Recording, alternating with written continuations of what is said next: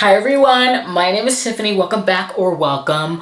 I need to fill you in on the books that I've been reading, give you a bit of a check-in, an update. Something is in order.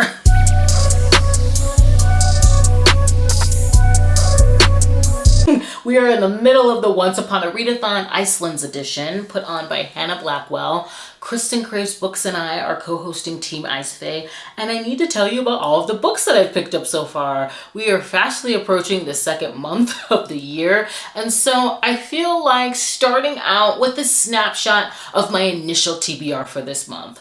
All winter themed, atmospheric, will fit well into the prompts, and I've made my way through a lot of them. I also want to share the books that I'm currently reading, which there are about 4. I just feel like that's a realistic depiction.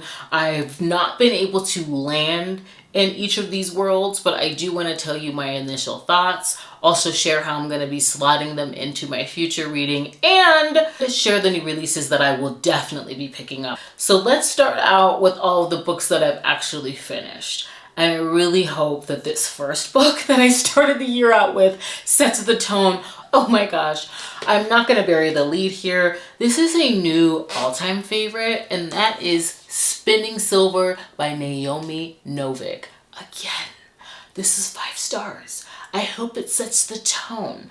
This is a loose Rumpelstiltskin retelling.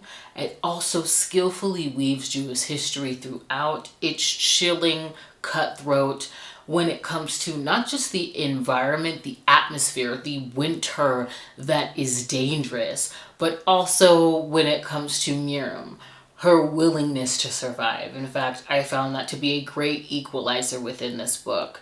She ends up collecting the debts of her money-lending father and garners a reputation for spinning silver into gold. I personally don't think she was more ruthless than her neighbors that took advantage of her father's kindness, but her reputation catches the eye of the Winter Fae King, and he sort of ropes her into a deal that would be beneficial for his kingdom, but absolutely will affect the human realm.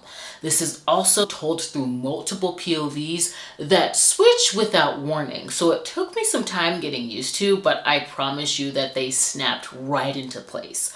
I loved how this story was tied together like a French braid. And again, I just love that overall message of survival. It was a great equalizer. It didn't matter if we were following the point of view of the impoverished, someone from the royal court, or the fearsome and all-powerful Fae. Everybody aimed to live, and it leveled them all at the knees. And I loved how this ended. Oh my God, this was so good. It also has trigger warnings for child abuse. This is dark, okay? This is dark. I love that that's the way that the Fae were depicted in this as well. And it was just told in such a compelling and different way than what I have been picking up. I highly suggest that you do so as well if you've waited as long as I have. I'm so happy and thankful to the readathon because I think I would have continued to put this off. And again, this is now an all-time favorite.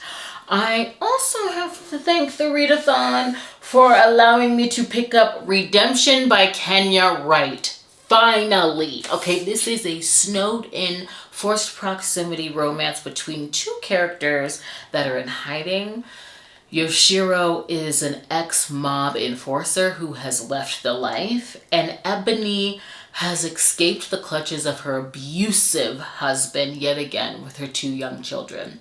This also has trigger warnings for graphic depictions on the page of domestic violence. She escapes, as I said yet again, gets caught in a snowstorm and crashes onto his property. He ends up taking them all in, and I was absolutely smitten with how his Japanese culture is entered into the chat, his 2 dogs, Salt and Pepper. Like, that just took me out, and how he's so patient with her. Very stoic, but just also holding space for what she's been through, observant. Of course, we've got to remember his background. So the way that he goes about slaying her demons, so to speak, how they become a team, I absolutely loved. And I liked her kids on the page. They were hilarious and resourceful because they've had to be. I absolutely loved this. This also has some really fun illustrations, okay, within the ebook. I highly suggest it. It's romantic suspense through and through. I really enjoyed the romance and how the plot wrapped up. That's all I'm gonna say. I rated this 4 stars. I also picked up Moon in the Crusted Snow, which is literary fiction. I wanted that indigenous representation as well as the setting, and this is a novella. I listened to this through Libby, and for a short book, it had a full cast of characters. This is incredibly atmospheric. It's set on a reservation in northern Canada, I believe, and we are following a particular family in their day-to-day life. We see how they're pretty self-sufficient until they lose power. They're down to 1 generator. They're running out of food.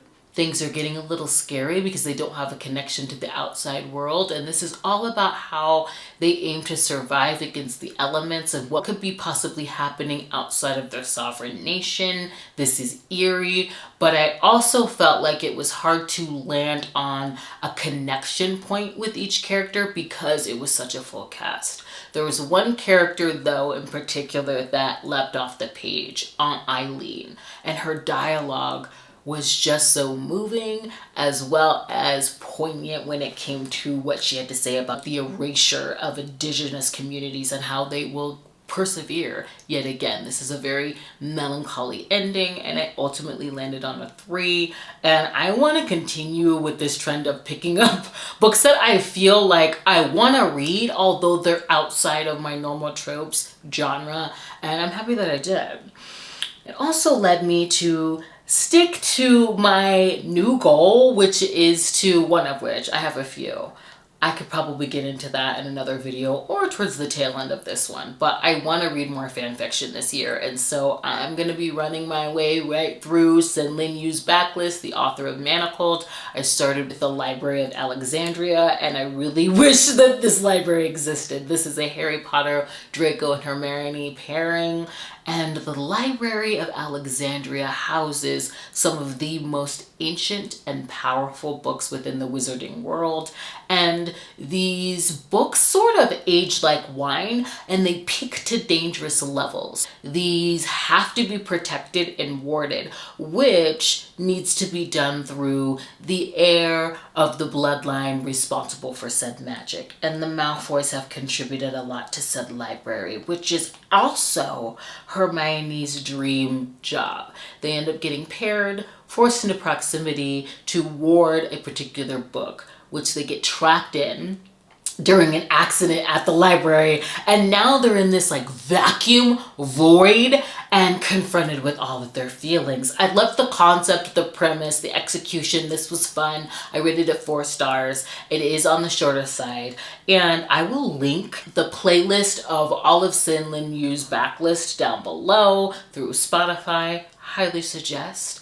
It's how I listened to Hype by Senlinyu, which I just rated a 3. There wasn't anything too memorable about it. It's really Jenny's jesting, poking fun at Hermione's affinity for tall men, leading to a bit of matchmaking, a newfound friends to lovers, if you will, between her and Draco post-war in the 8th year at Hogwarts. Again, it was short, sweet, cute, but it's not one that I'm going to be thinking about when it comes to everything that I've read by Senlinyu at this point. After which, my library hold for Voices in the Snow by Darcy Coates finally came up. This was the book I kept seeing on so many recommendations lists when it came to people looking for romance within horror. And so I had to check this out. It had a strong opening because I was fully caught up in the ambiguous apocalyptic element at the beginning of this book. We're following Claire.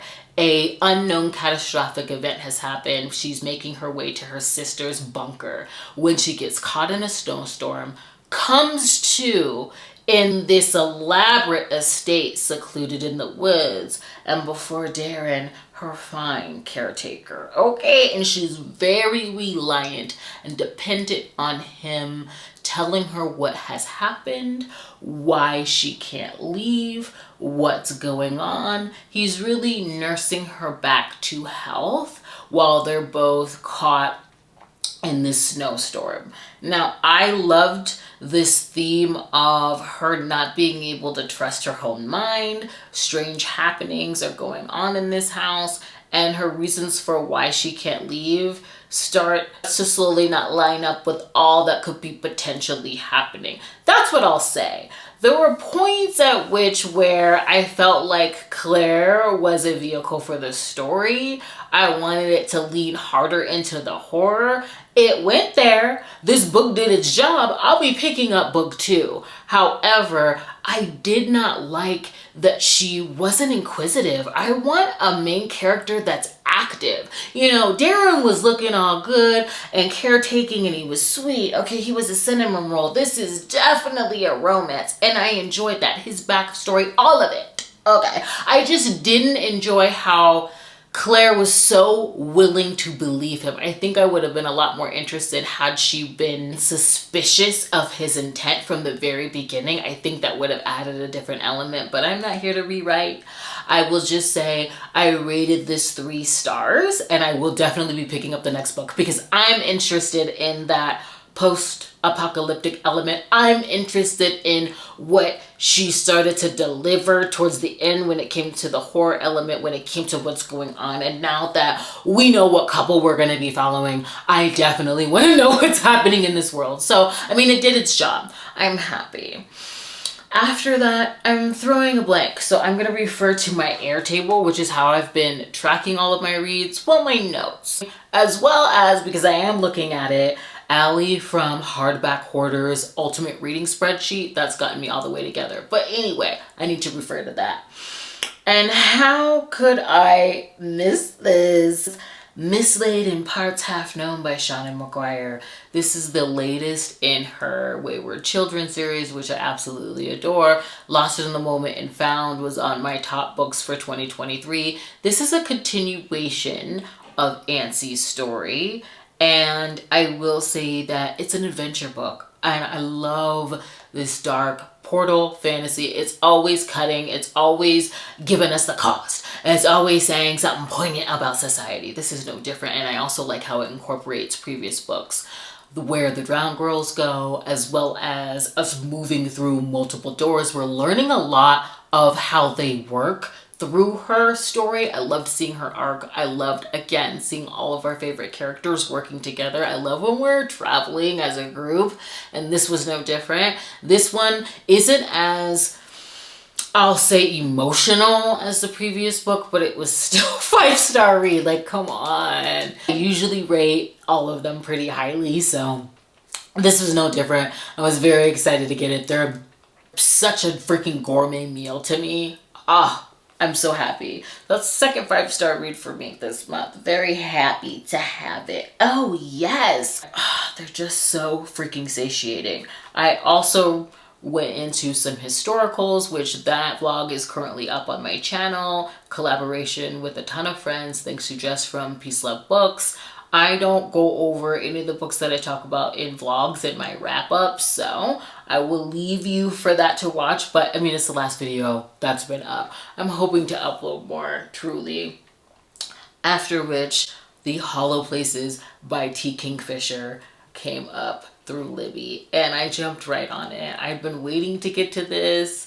This had her brand of dark humor. It also featured mature characters, which I absolutely love. I absolutely love that she positions and brings mature characters into the forefront. We're following a recent divorcee who's starting over by moving in with her uncle, who owns and runs a taxidermy shop of oddities.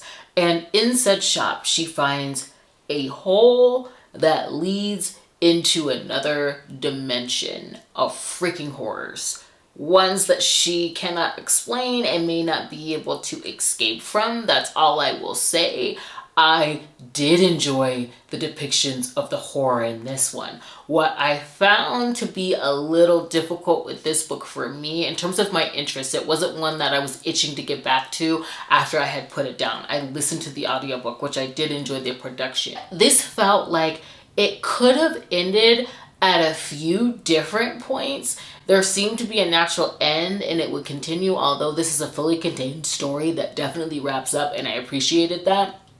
I just wasn't wowed by it. I think it dragged on for me, and so I rated it 3.5 stars.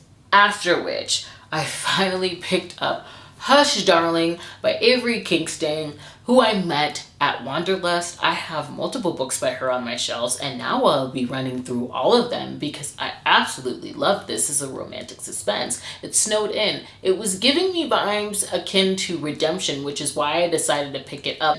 And the opening of this was just so cinematic. We're following Gia, who is finally enacting her very painstakingly long-term plan to leave her controlling and abusive husband.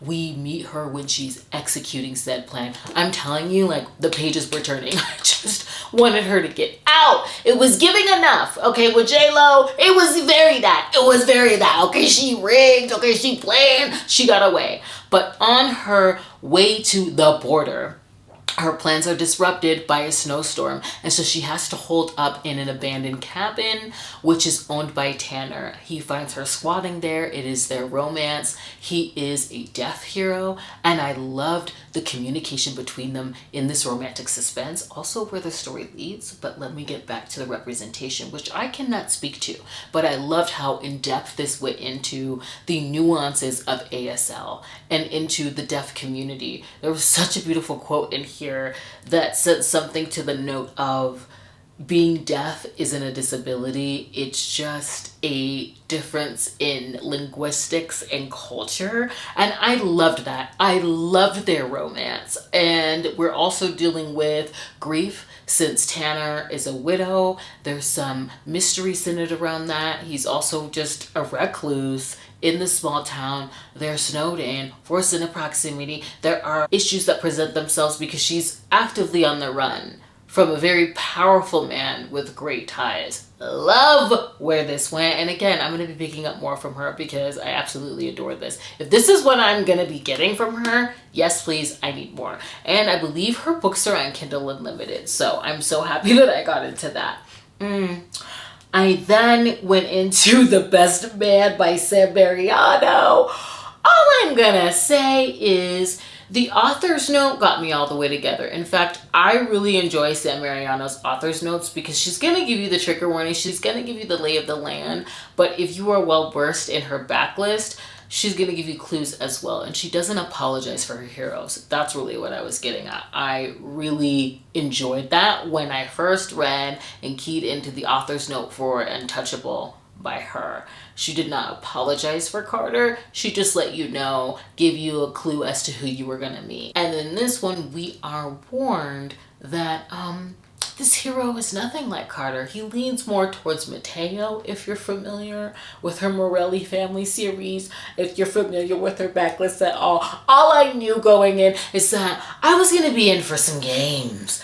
And they do escalate to, I don't know why, I wasn't surprised. I was just shocked and alarmed. This is all erotica, yet again, I love how she notes that you can't really skip the scenes. It's all wrapped up within them. This is featuring a very controlling and coercive hero that she is bound to take, if you know what I mean. But I really enjoyed where the HEA landed. I actually did. It's just definitely dubious, okay? It's definitely dubious, non-consensual. It goes there. Family ties. So yeah, I see the Morelli tie-in. I highly suggest you pick it up. If you're a Sam Mariano stan, you know what you're going to be getting, sort of, with this one. I rated it 3.5. Did I? Yes, 3.5 stars. After, I did not know what to pick up, and I started the audiobook for Misery by Stephen King.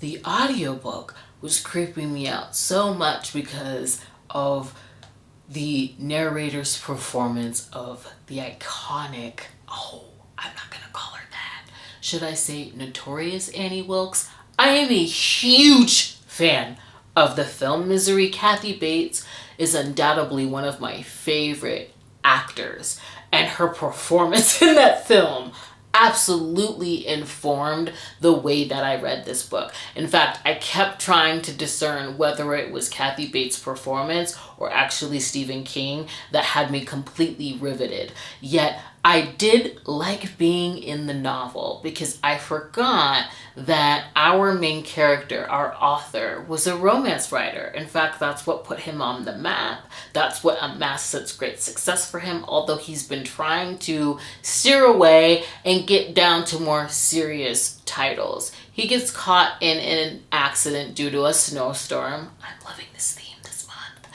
And Annie Wilkes rescues him. Yet this opens up like a stream of consciousness, and we become privy to the horror that is Annie Wilkes and her self-proclamation that she is his biggest fan.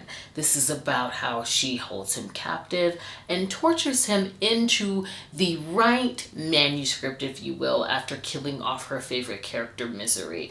I loved the escalation in the claustrophobia, but what I could have done away with the novel were the excerpts of the Misery books. They were very long excerpts and they kept taking me out of the main storyline. I kept wanting to go back to the main storyline and how he was piecing together her backstory. I found that far more compelling than the excerpts from the book, so I would have done away with that. But ultimately, ultimately, oh my god, this got me. It's 4.5 stars. I will move on because I could talk ad nauseum about freaking Annie Wilkes. Just notorious.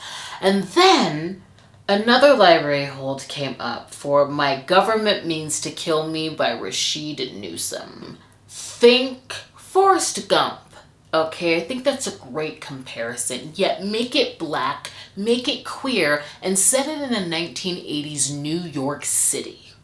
That is what this book is. Theo comes from a family of affluence with political ties, chooses to forgo his inheritance and strike out on his own, and moves to New York City. I cannot tell you how many times I forgot that this was a fictional memoir. Just the way that he organically, by living his life in New York City at this time, runs into prominent figures that fought for and against Black and gay rights in the 1980s. The way that he becomes just embedded in the culture of bathhouses, how he volunteers in the hospice care of AIDS patients, how he becomes a member of ACT UP.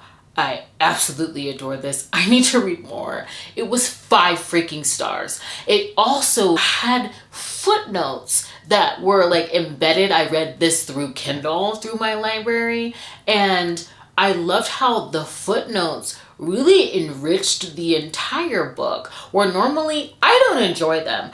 I'm the type of person, if I start to clock that insert stories, Elizabeth Hoyt in her Maiden Lane series is a great example of that. Love that series, historical romance. But at the beginning of the chapters, there would be these inserts of just fables, stories, and as I caught on that they didn't relate to the book at all, I would skip over them. It just took me out. Here, the footnotes are so enriching as to who he's actually meeting. It seeped me into the time period. It also had me learning and relearning things that I thought I knew.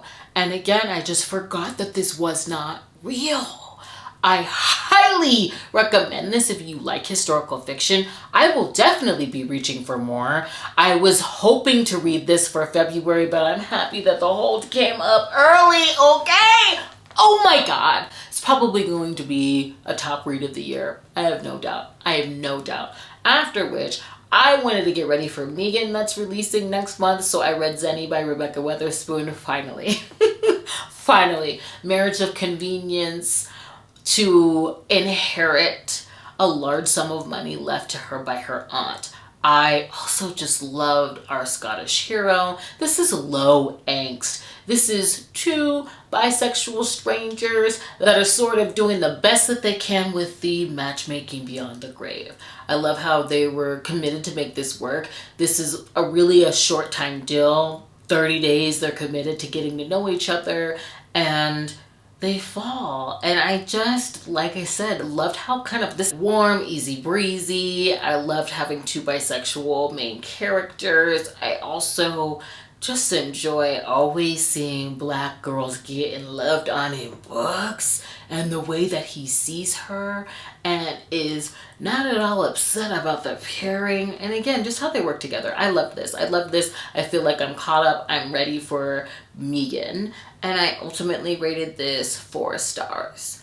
After that, I finally got back into Claire Kent's post-apocalyptic survival romances with Princess. This is the second in the series. Haven, the prequel novella, was absolutely everything. That is set on a farm that is named Haven. It's sort of a refuge, a community, self-sustaining. We are living in a post-apocalyptic world. Yet in the second book, we're in a bunker. This is called Princess because our heroine is the daughter of a billionaire that basically bought them spots in said bunker.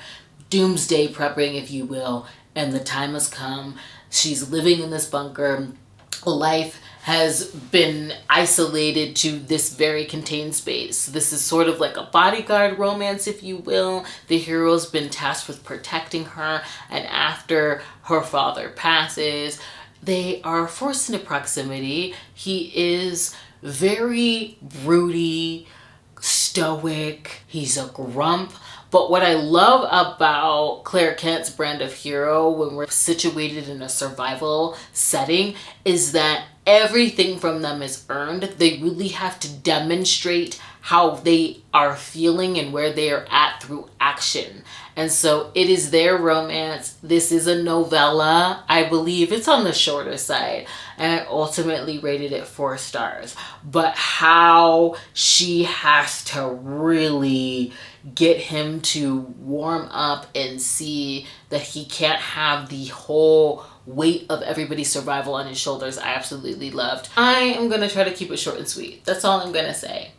Bodyguard-esque type of situation in a bunker. Age gap. Okay, guilt. And it's good. And there's always like action as well. They are truly surviving. I love Claire Kent.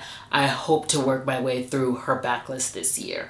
I'm going to pause there. I have started The Bastard in the Air by Eden Finley and Saxon James, but I have not finished yet. And so let's get into the new releases that I plan on picking up, because I do want some feedback from you in terms of reading vlogs. I will be finishing The Bastard in the Air and absolutely picking up Riley Hart on the 24th, as well as Everyone on the Train is a Suspect by Benjamin Stevens. I loved Everyone in My Family Has Murdered Somebody, the first book. This is centered around writers that are going on a retreat on a train, and of course, dun dun dun, one of them dies and they have to figure it out. And I will also be reading the 3rd book in the Crescent City series by Sarah J. Maas. So what I wanted your input on, I could just do a quick wrap up of my thoughts on all of these new releases, but I do want to do a reading vlog. In fact, I am. And since I want to do a spoiler-free vlog when it comes to Crescent City, I want to know if you prefer a dedicated vlog to House of Flame and Shadow, or if you would enjoy watching me read multiple new releases. Let me know. I can get into that and really just wrap up The Bastard in the Air at the top of that vlog. I would like your input because I am gonna vlog. It just depends on how many books I'm going to include.